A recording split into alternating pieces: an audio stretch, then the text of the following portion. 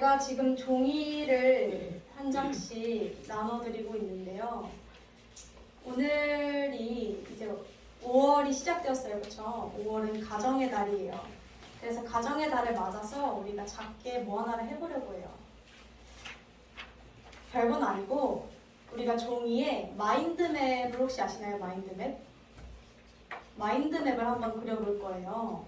마인드맵을 그려보는데 가운데 원에 자신의 이름을 적고 어떤 것을 적을 것이냐면 내가 실제로 만나고 대화하는 사람, 나의 삶을 같이 보내는 사람, 일, 접하는 매체, 미디어 이런 것들을 한번 쭉 나열해 보고자 해요.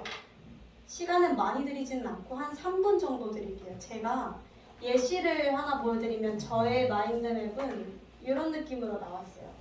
이런 느낌으로 한번 그냥 아무 생각 없이 쭉쭉쭉쭉 내가 누구를 만나고 평소에 누구랑 대화를 하고 누구와 함께 시간을 보내고 하는지 한번 적어보셨으면 좋겠어요.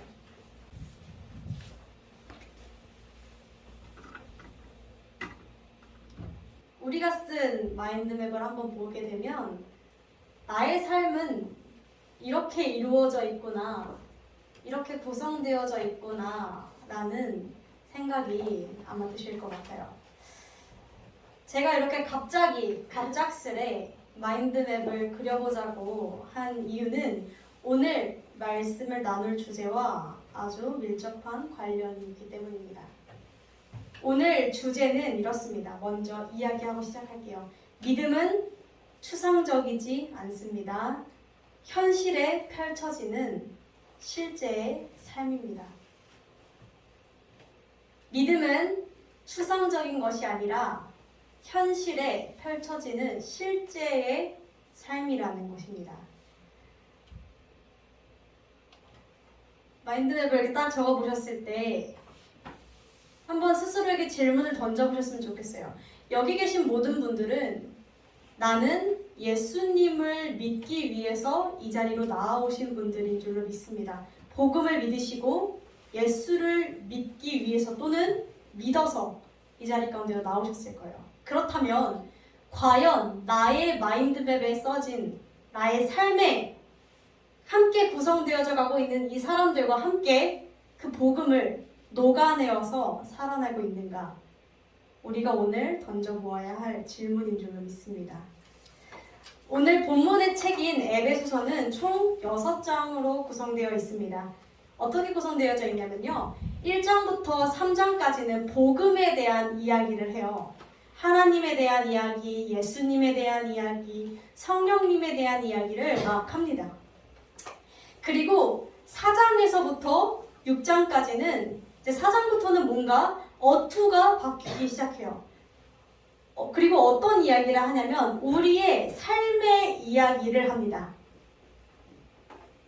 4장에 제일 첫 번째로 등장하는 단어가 그러므로예요.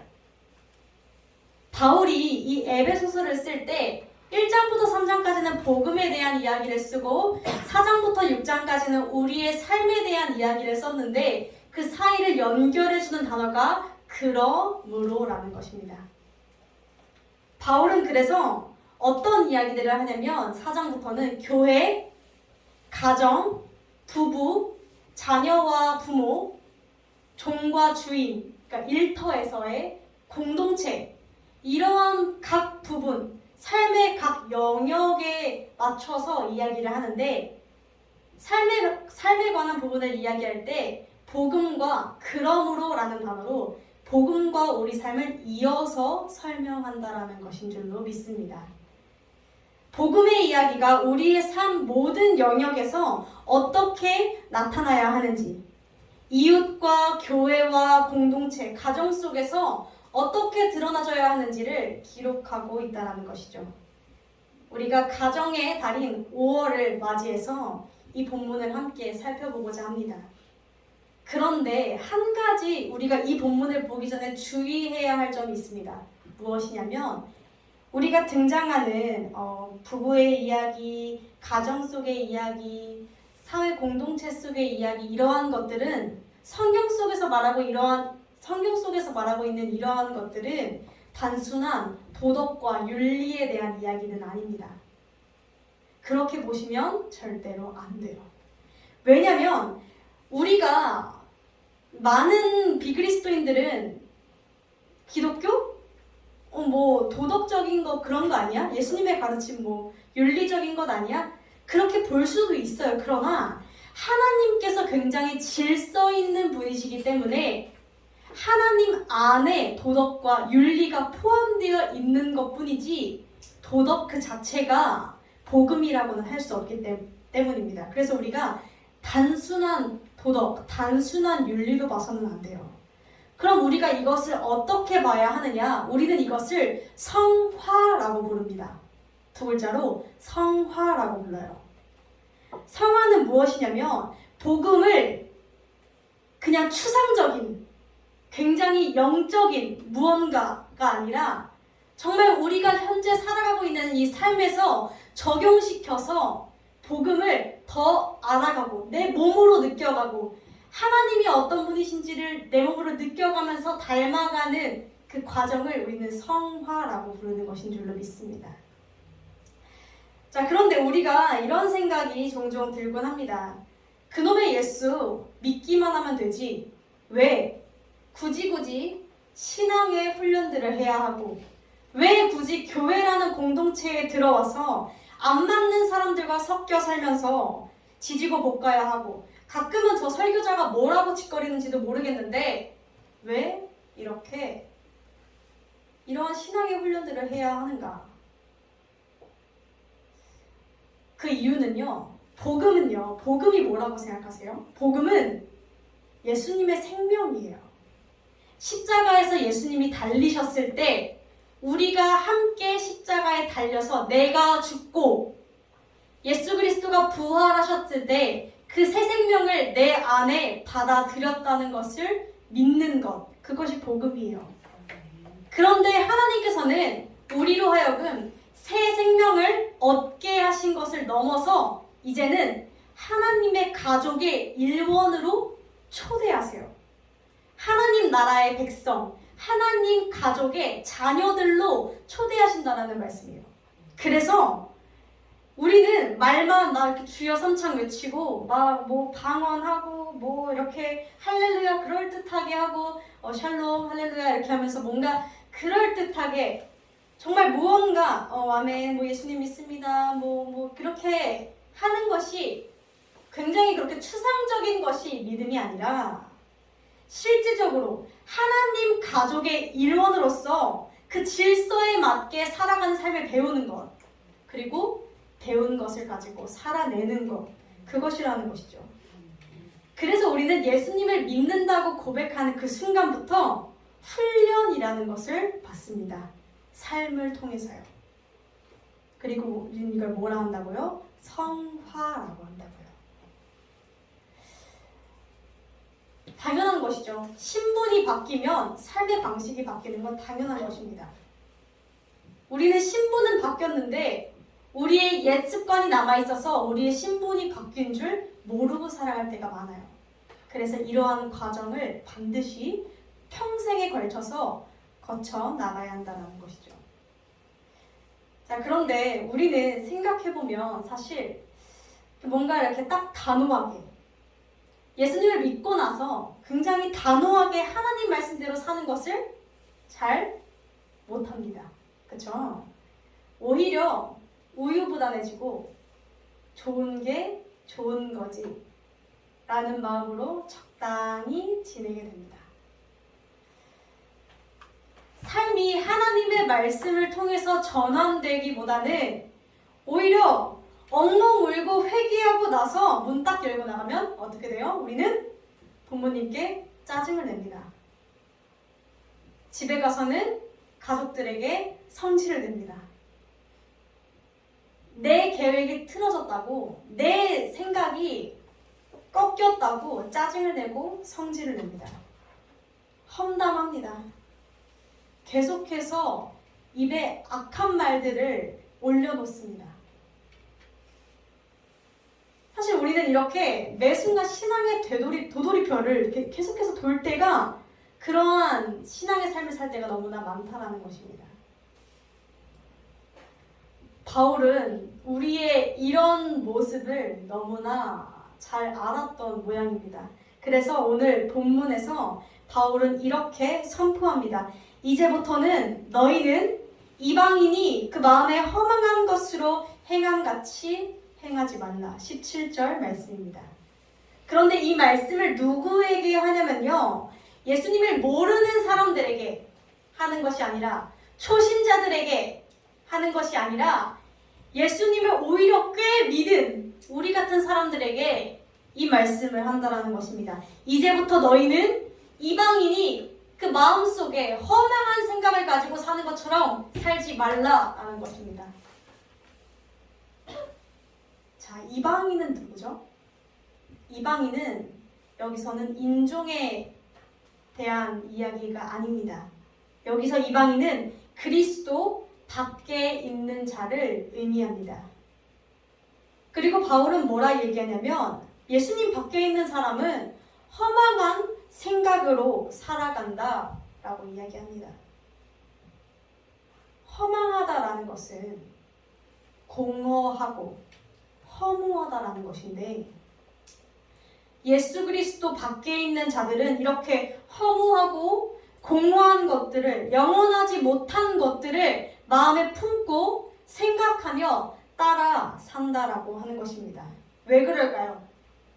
18절에 이렇게 말씀하고 있습니다. 눈이 어두워, 저희 총명이 어두워지고, 다시 말해 분별하지 못하고, 너희 가운데 있는 무지함과, 다시 말해 하나님의 뜻을 알지 못하고, 마음이 굳어져, 다시 말해 하나님의 마음에 그 은혜대로 살지 못해서 그렇다고 합니다.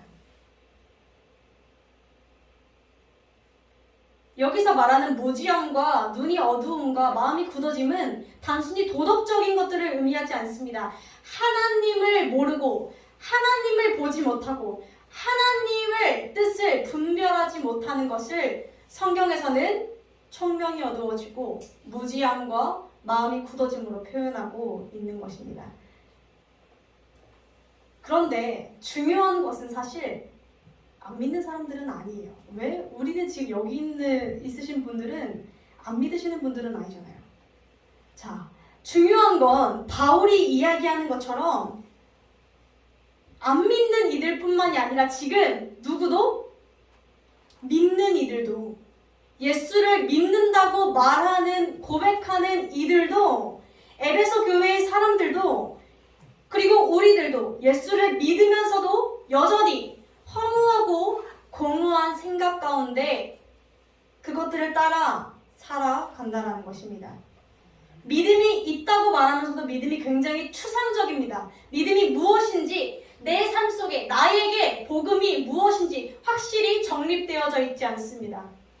믿음과 삶은 아무 상관이 없는 듯 따로 흘러갑니다. 삶은 그냥 내 삶이고, 우리가 마인드맵에 적은 우리의 삶을 같이 살아가는 그 이론들, 그것은 그냥 내 삶일 뿐이고, 믿음은 무언가 엄청난 영적인 무언가가 있어야만 할 것 같습니다. 가령 엄청난 감정이 있어야지만, 엄청난 눈물이 있어야지만 그 예배는 승리한 예배 같습니다. 또 말씀에 대해, 기도에 대해 내가 조그마한 인사이트, 굉장히 깨달음이 있다면 교만에 빠지기도 합니다. 왜? 나는 이러한 영적인 삶을 깨달았으니까요. 영적 교만이죠. 하나님의 나라를 배워가라고 주신 이 교회 공동체에서 편가르기를 합니다. 정치질을 합니다. 성경 열심히 읽고 묵상하고 기도하는데 그에 대한 대접이 없으면, 알아주지 않으면 서럽습니다. 남들을 가만히 들여다보면 쟤는 변하지 않는 것 같아요. 나보다 잘난 사람이 있으면, 하나님 앞에서 복받은 사람이 있으면 하나님이 원망스럽습니다. 이러한 모든 것들은 그 상황에서는 내 감정이 짜증이 올라와서 또는 납득이 되지 않아서 다양한 이유들이 있겠지만 여전히 예수 밖에 있는 사람들과 같이 허무하고 공허한 감정, 질투와 시기와 이기심과 그 모든 나의 탐욕의 감정에 여전히 머물러 있다는 것을 우리는 알 수 있습니다. 그러한 우리에게 그리고 에베소 교인들에게 오늘 바울은 이렇게 선포합니다. 우리 20절을 함께 합독하시겠습니다. 시작. 오직 너희는 그리스도를 이같이 배우지 아니하였느니라. 아멘. 여기서 성경 속에서 오직은 그러나로 쓰일 때가 많습니다. 그렇게 다시 읽어보면 그러나 너희는 그리스도를 그처럼 그렇게 배우지 않았어. 이방인들이 사는 그러한 허망한 삶처럼 배우지 않았다라는 것을 굉장히 강조하고 있는 줄로 믿습니다. 뭐라 얘기해요? 우리가 믿는 예수는 그렇게 추상적인 게 아니야. 우리가 믿는 예수는 그렇게 값싼 것이 아니야. 라고 외치고 있는 것이죠. 그리고 우리가 나아가야 할 새로운 방향성을 제시합니다. 제가 세번역 성경으로 읽겠습니다. 여러분이 예수 안에 있는 진리대로 그분에 관해서 듣고 또 그분 안에서 가르침을 받았다면 예수 안에서 가르침을 받았다면 여러분은 지난날의 생활 방식대로 허망한 욕정을 따라 살다가 썩어 없어질 그러한 옛사람을 벗어 던지십시오. 마음의 영을 새롭게 하여 하나님의 형상을 따라 참 의로움과 참 거룩함으로 새 사람을 입으십시오.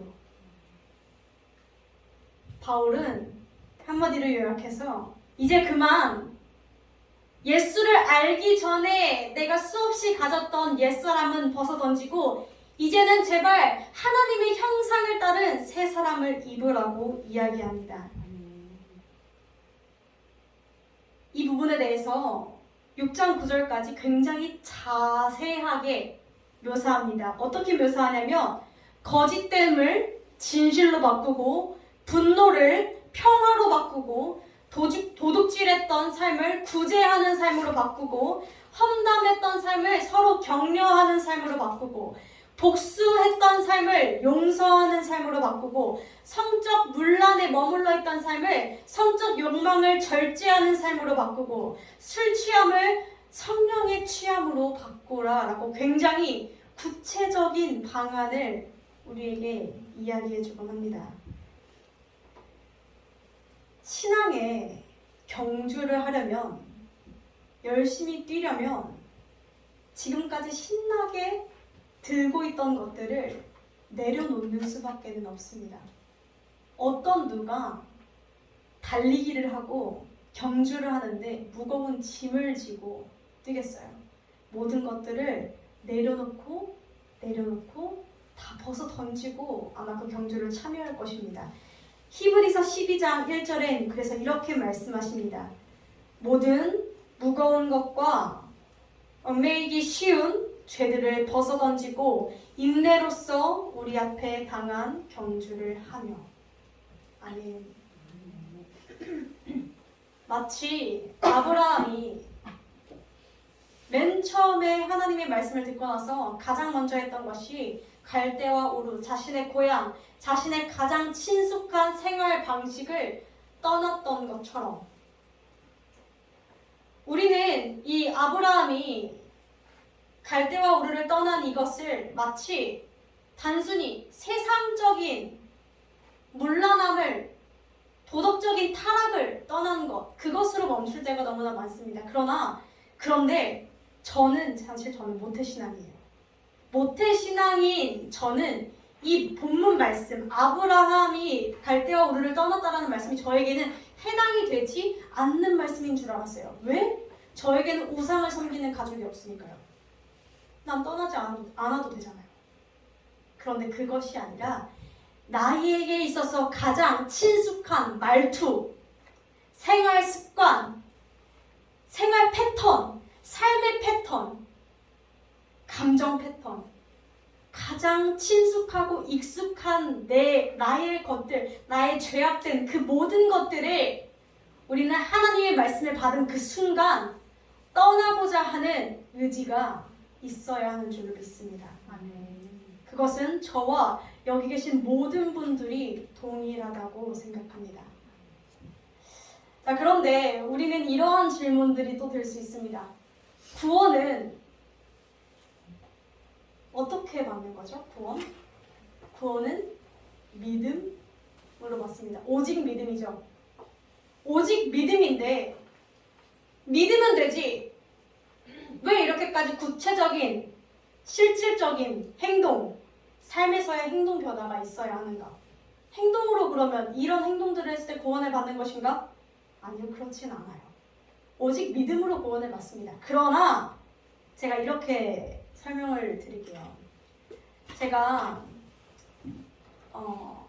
좋아하는 책 중에 스크로테이프의 편지라는 책이 있어요. 이 책이 어떤 식으로 적힌 책이냐면요.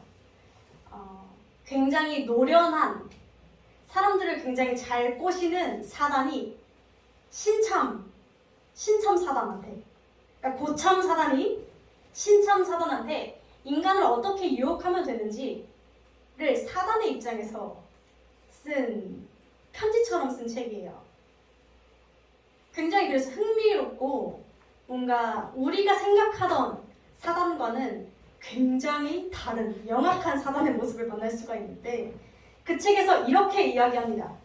인간들은 자신들이 동물이며 육체로 하는 짓들이 반드시 영혼에 영향을 준다라는 사실을 노상 늘 잊고 산다. 우리는 복음, 믿음이라 하면 굉장히 영적인 것에만 집중하려고 합니다. 그런데 우리가 생각해 볼게요. 우리가 영적인 것을 아나요? 우린 영적인 거 기껏 해봤자 굉장히 벅차오르는 감정, 이 뭔가 영적인 것이라 생각이 되거나 또는 방언, 은사, 무언가 굉장히 엄청난 그런 기적들이 펼쳐져야만 영적인 것이라고 생각이 돼요. 우리가 알 수 있는 선이 그 정도까지밖에 안 된다는 거예요. 우리 눈에 보이는 거. 우리는 영적인 세계를 알지 못해요. 자, 그런데 그래서 우리는 어떻게 되냐면 영적인 것에 막 몰두하려다 보니까 감정에만 몰두하게 되려는 태도가 나타납니다. 기도할 때 감정을 막 끌어올려요.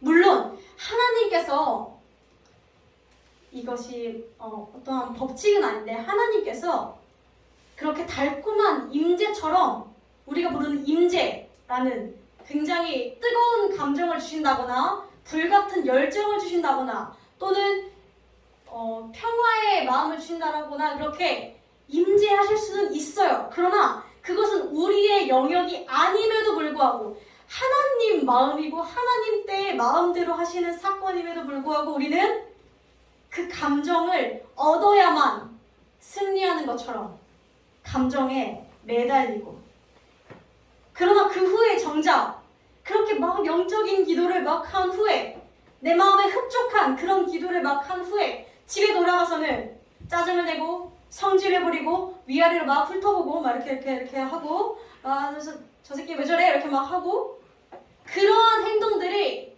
사실은 그렇게 믿음의 기도를 한 것보다도 나의 영에 더 큰 영향을 준다는 것을 우리는 잊고 산다는 것입니다. 우리는 굉장히 우리가 영적인 사람들이라 생각하지만 우리는 육신을 입고 있어요. 적어도 우리가 이 땅에서 살고 있는 동안은 육신의 영향을 받을 수밖에 없는 존재라는 것입니다. 우린 이것을 반드시 기억해야 돼요. 그래서 우리는 매 순간 더 계속해서 마음이, 감정이 매 순간 열정으로 불타오르지 않아도 하나님을 매 순간 사랑할 수 없겠죠. 그렇잖아요. 사랑한다라고 고백하는 순간도 있겠지만 도저히 사랑이 안 나올 때도 있어요. 그러나 그 순간에도 사랑하려는 그 의지, 그 말씀 안에 하나님이 거하신 그 안에 어떻게든 머물러 있어 보고자 하는 그것이 우리에게는 우리의 영에, 우리의 육신에 굉장히 큰 영향을 미친다라는 것입니다. 사랑하는 성도 여러분, 우리가 입어야 하는 새로운 옷은, 그리고 믿음은, 복음은 추상적이지 않습니다. 현실의 삶에 이루어집니다. 나의 오늘, 나의 지금, 나의 행동, 표정, 말투, 이런 것에서 이루어진다는 것입니다. 우리를 향한 하나님의 말씀은 결코 허공을 치는 말씀이 아닙니다. 살아있고 운동력이 있는 말씀입니다.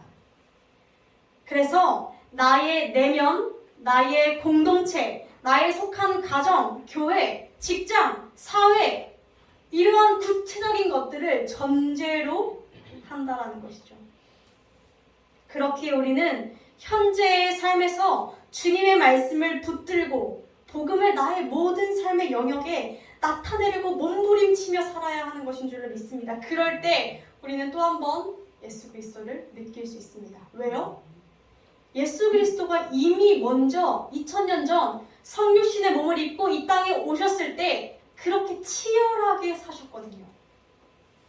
예수님의 복음, 그 성육신 그 사건 동안, 그 30년이라는 시간 동안 예수님은 굉장히 로맨스처럼 달달하고 뭔가 그렇게 감정적이고 뭔가 되게 엄청난 영적인 이러한 삶을 살지 않으셨어요. 매 순간 치열한 그냥 삶이었어요. 우리가 삶에 치여 사는 것처럼 예수님도 삶에 치여서 살았어요. 그렇게 살아내면서 온전히 하나님의 말씀에 순종하셨어요. 그렇기에 우리 역시 그 길을 함께 걸어야 한다는 것이죠. 물론 이런 성화에 대한 부분은 한 번에 이루어지지는 않습니다. 우리가 아무리 하나님을 뜨겁게 만나고, 저도 하나님 뜨겁게 만났어요. 저 진짜 하나님 뜨겁게 만났거든요. 진짜 사랑했어요. 지금도 사랑하지만. 그런데 제 아무리 하나님을 뜨겁게 만났다라고 하더라도 이게 얼마나 가냐라는 것이죠. 얼마 못 가요. 제 기준으로 저는 한 6개월은 갔어요. 이게 더 연장이 안 되더라고요. 하나님의 그 달콤하신 임재에 힘입어서 유혹을 떨쳐보려는 그 시도는 그런 감정이 있어야만 하잖아요. 그쵸? 근데 그게 얼마 가지 못해요. 그래서 우리는 제 아무리 뜨겁게 예수님을 만났다고 하더라도 예수님과의 첫사랑이 얼마나 뜨겁든지 간에 예수님을 닮아가는 성화의 과정은 한 방에, 한 번에 이루어지지는 않아요. 오히려 처음에는 주님께서 어떻게 하시냐면요, 뜨거움으로 모든 것을 이룰 수 있을 것 같던 그 열정을 부어주시기도 합니다. 은혜를 부어주시기도 해요. 그런데 하나님께서 이것을 저는 평생 매일 주시는 사람은 못 봤습니다. 단 한 사람도. 심지어 이렇게 글을 쓰고 있는 바울조차도 예수님을 실제로 만난 건 일생에 단 한 번뿐이었어요. 평생은 그 기억을 안고 예수님 말씀에 의지해서 치열하게 살아냈을 뿐입니다. 근데 왜 이렇게 거두실까요? 하나님은 맨날 주시면 좋잖아요. 하나님이 원하시는 게 뭐냐면 우리에게 하나님은 자유의지라는 걸 주셨어요. 우리가 우리의 삶을 결정할 수 있는 의지라는 걸 주셨어요. 선택하고. 그 의지를 가지고 온전히 하나님을 따라서 서기를 원하세요. 그걸 원하시니까 별 수 있나요? 잡고 있던 손 놔야지. 그렇다고 하나님이 우리를 떠나신 것이 아닌데 우리는 붙잡고 있던 그 달콤한 임재를 거두어 가셨다라는 그 이유 하나만으로 온갖 신앙이 상실되곤 한다고요. 뭔가 그런 예전에 엄청난 경험이 평생 지속되어야 하는데 지금 내 안에 있는 이 건조함은, 메마름은 뭐지? 내가 그때 착각한 건가 봐. 그렇게 많은 이들은 신앙의 훈련을 버티지 못하고 교회를 떠납니다. 왜냐하면 감정은 우리의 기억에 따라서 왜곡되거든요. 그때는 엄청나게 막 벅차오르고 했던 것이 나중에 지나면 하나의 해프닝이 될 수도 있는 겁니다. 하나님이 원하시는 것은 넘어져도 일어나려고 하는 의지예요. 성화를 한순간에 할 수 없으니 하고 또 하고 옛 육신을 버리고 또 버리려는 그 의지, 또 한 번 하나님 말씀 안에서 살아내고자 하는 그 의지가 우리에게 있으면 주님은 그 자체로 너무나 기뻐하신다라는 것인 줄로 믿습니다. 요한복음 9장에서 보면요, 우리 오후 예배 때 요새 요한복음 하고 있죠. 요한복음 9장에서 누가 나오게 해요? 여기 나왔네요. 죄송해요. 누구게요? 이름이 안 나왔어요. 누구 얘기게요?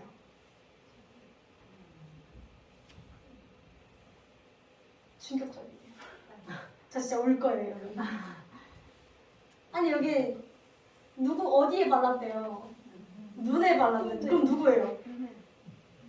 누구? 맹인이에요, 맹인. 너무 쉬웠죠? 네, 맞아요. 맹인인데, 자, 예수님께서 이 맹인에 대한 이야기를 잠깐 할게요.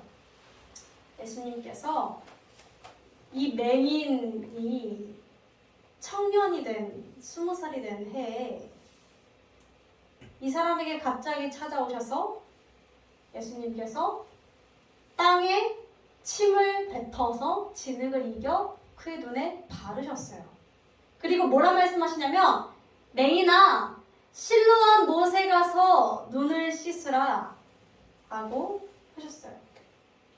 자, 우리는 알죠, 이 결말을. 이 맹인은 눈을 뜹니다. 우리는 결말을 알아요. 실로암에 가서 눈을 씻었더니 눈이 떠졌어요. 우리는 읽었으니까 압니다. 그런데 이 맹인의 입장에서 생각해보자고요. 맹인의 입장에서는 어때요? 굉장히 당황스러운 처사입니다. 일단 눈이 안 보인다는 걸 전제를 해야 돼요. 눈이 안 보여서 예수인지 뭔지 안 보여요. 우리는 뭐 보면 알겠죠. 그런데 눈이 감겨져 있는 상태로 누가 갑자기 와서 눈에다 진흙을 발라요. 그리고 실로암 못에 가서 씻으래요. 장난질하는 것도 아니고. 그렇잖아요. 갑자기 와가지고 눈에 누가 진흙 바르고 도망가면은 그게 예수인지 장난치는 건지 어떻게 알아요? 심지어 예수님이 이 맹인을 붙잡고 실로암으로 같이 가주신 게 아니에요. 맹인 혼자 걸어갔어요. 그 앉아있던 자리에서 자기가 일어나서 자기가 실로암 못까지 가서 자기가 씻었어요. 그 가는 실로암까지 가는 그 거리 동안은 눈을 아직 감겨진 상태예요. 이 맹인이 실로암까지 가게 된 동기는 뭐예요? 예수님의 말씀 하나예요. 예수님의 말씀, 그것이 뭔가 내 눈에 보이지도 않는데, 느껴지지도 않는데, 일단 그 말씀이 그렇다니까 한 번 실로암으로 가본 거예요. 순종해서. 그가 실로암까지 가는 그 길까지 얼마나 많이 넘어졌겠고, 눈이 안 보이니까요. 얼마나 많이 옆 사람과 부딪히고 넘어지고, 요즘처럼 이렇게 보도블럭에 되어 있는 게 아니잖아요. 얼마나 많이 자빠지고, 이 당시는 맹인을 거의 죄인 취급했는데 옆에서 가면 초딩들이 옆에서 한번 툭툭 찌르고 가고 얼마나 많이 그랬겠어요. 계속 넘어졌을 거예요. 그런데 이 맹인은 넘어져도 일어나서 그 주님의 말씀 붙들고 실로암으로 다가갔어요. 그랬을 때 그는 어떻게 됐어요? 눈을 뜨게 됐어요. 그리고 이후에 이 맹인은 예수를 만나게 됩니다. 예수를 주라고 고백하게 됩니다.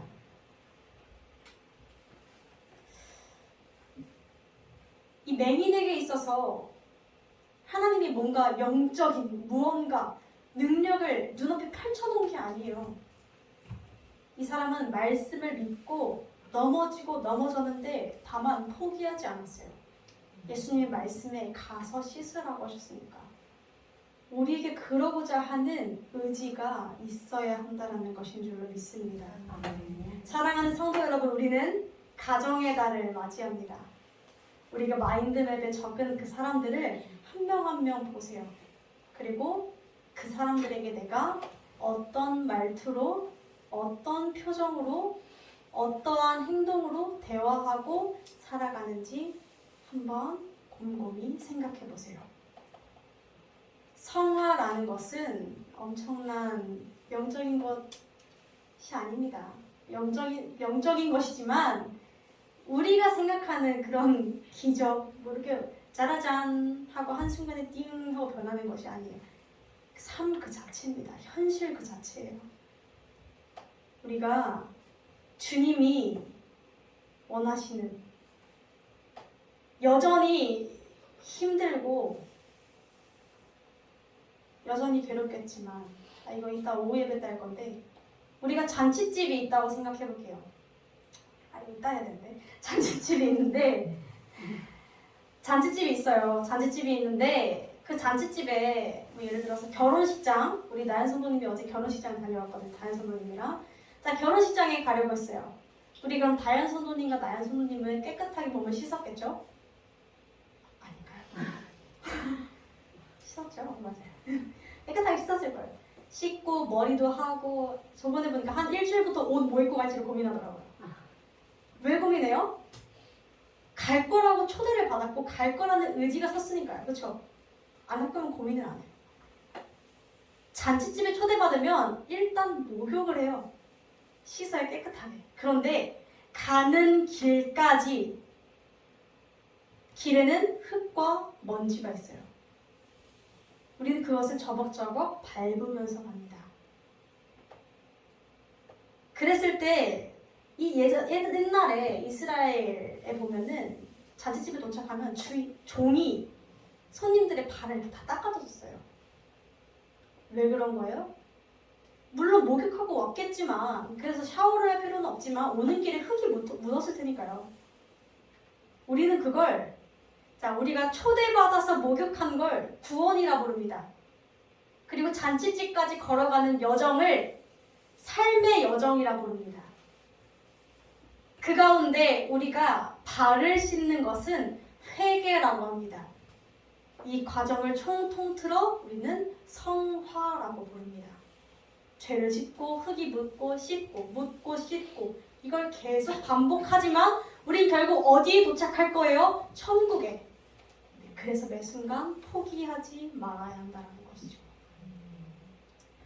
우리가 이러한 성화의 삶을 정말 나의 오늘에, 나의 현실에 이루며 살아내기를, 그래서 주님이 원하시는, 가장 기뻐하시는 새 사람의 형상, 새 옷을 입는 저와 여러분이 되기를 주님의 이름으로 소망합니다. 기도하시겠습니다. 사랑이 많으신 주님, 감사합니다. 오늘날 우리가 당신의 말씀을 듣기 위하여 이 자리 가운데로 모였고 또한 당신의 말씀을 들었습니다. 주님, 우리로 하여금 당신의 말씀을 매 순간 붙잡고 매 순간 날마다 깨끗하여지는, 옛사람의 허망한 것들을 버리고 새로운 삶의 옷을 입는, 하나님의 형상을 따라 사는 그런 모든 성도 되게 하여 주시옵소서. 예수님의 이름으로 기도드렸습니다. 아멘.